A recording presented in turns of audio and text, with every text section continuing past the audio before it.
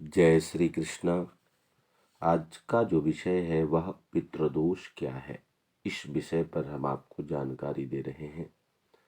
बहुत बार देखने में आया है कि बहुत से लोग धर्मपरायण जीवन यापन करते हैं, किसी का दिल नहीं दुखाते, किसी का बुरा भला नहीं सोचते। ऐसे बहुत से लोग अपने दिन की शुरुआत ईश्वर स्मरण से, देव पूजा और मंत्र पाठ आदि के रूप में करते हैं। नियमित रूप से ऐसे लोग मंदिर, देवस्थान, शिवालय आदि जाकर देव प्रतिमाओं के सामने नतमस्तक होते हैं। देवी देवताओं के सामने धूप दीप जलाते हैं। देव प्रतिमाओं पर पुष्पादि अर्पित करते रहते हैं। देवताओं के सामने नतमस्तक होकर नित अपने पापों की क्षमा याचना करते हैं। ऐसे लोग निरंतर तीर्थ यात्राएं करके अपनी आत्मा को शुद्ध भाव में बनाए रखने का प्रयास भी करते हैं। यह लोग सदाचारी जीवन यापन करते हैं, झूठ आदि से परहेज रखने का हर संभव प्रयत्न करते हैं। मांस, मदिरा, पर स्त्री, पर पुरुष गमन से सर्वदा दूर रहते हैं। अपने मन में किसी का भी बुरा नहीं सोचते, उल्टा दूसरों के भले के बारे में ही सदैव सोचते विचारते रहते हैं। दूसरों की मदद के लिए भी यह लोग हर पल तैयार रहते हैं। बावजूद ऐसे धर्मपरायण जीवन के ऐसे बहुत से लोग स्वयं अपने जीवन में विविध तरह से पीड़ित परेशान बने रहते हैं। इन्हें स्वयं अपने जीवन में मान सम्मान, धन भाव से लेकर संतानहीनता या पुत्र वियोग से लेकर अपने जीवन साथी तक से नाना प्रकार के दुखों का सामना करना पड़ता है। धर्मपरायण जीवन यापन करने वाले ऐसे अनेक लोगों को अपने जीवन में निरंतर किसी न किसी तरह की परेशानी का सामना करना पड़ता है। एक तरह से इनका पूरा जीवन ही से भरा हुआ दुख, दर्द, क्लेश, संताप से परिपूर्ण ही दिखाई पड़ता है। आर्थिक दृष्टि से ही नहीं, पारिवारिक दृष्टि से भी इन्हें अपने जीवन में नाना प्रकार की समस्याओं का सामना करना पड़ता है। पारिवारिक कलह के साथ पति पत्नी के मध्य गहरे मतभेद उभर आना या उनके मध्य तलाक या संबंध विच्छेद जैसी स्थिति बन जाने की संभावना पैदा हो जाती है। एकाएक जीवन साथी की असमय मौत हो जाना जैसे अनेक संतापों का दुर्भाग्य झेलना पड़ जाता है।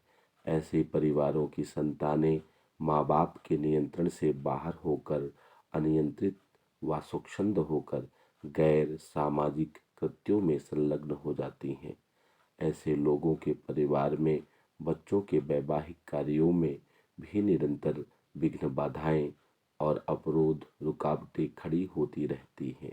इतना ही नहीं, इनकी संतानें अविवाहित तक रह जाती हैं।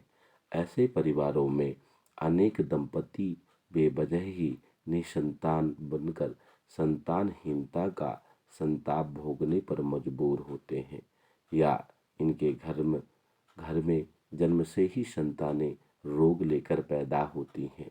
जन्मजात बीमारियां लेकर अपना पूर्व कर्ज चुकाने पर विवश करती हैं। अनेक धर्मपरायण समझे जाने वाले परिवारों में पैतृक संपत्ति विवाद भी प्रायः देखा जाता है, या इनको प्राप्त हुई पैतृक संपत्ति एकाएक विवाद में पड़ते देखी गई है। बेवजह कुछ लोग जोर जबरदस्ती से इनकी पैतृक जमीन जायदाद की हथियाने का प्रयास करने लगते हैं। अनेक बार तो उनकी जमीन का सरकार द्वारा ही अचानक अधिग्रहण कर लिया जाता है। ऐसे बार बार झूठे दोषारोपण का सामना करना पड़ता है, या वह बेवजह ही किसी मुकदमेबाजी में, किसी विवाद में फंस जाते हैं। उन्हें बेवजह पुलिस के चंगुल में पड़कर जेल यात्रा या कारावास तक जाने के लिए मजबूर होना पड़ता है।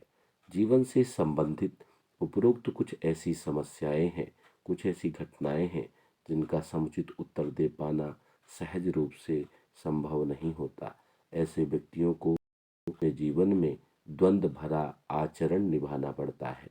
यद्यपि इस प्रकार की प्रतिकूल घटनाओं और उन समस्याओं के सूत्र कुछ हद तक उनकी जन्म कुंडली में देखे जा सकते हैं, उनके ऐसे दुर्भाग्य पूर्व सूत्र उनके प्रारंभ में उनके पूर्व जीवन से संबंधित रहते हैं, क्योंकि किसी व्यक्ति की जन्म कुंडली में निर्मित हुई ग्रह स्थितियां एक तरह से उसके प्रारब्ध व पूर्व कर्मों को ही प्रकट करने का कार्य करते हैं।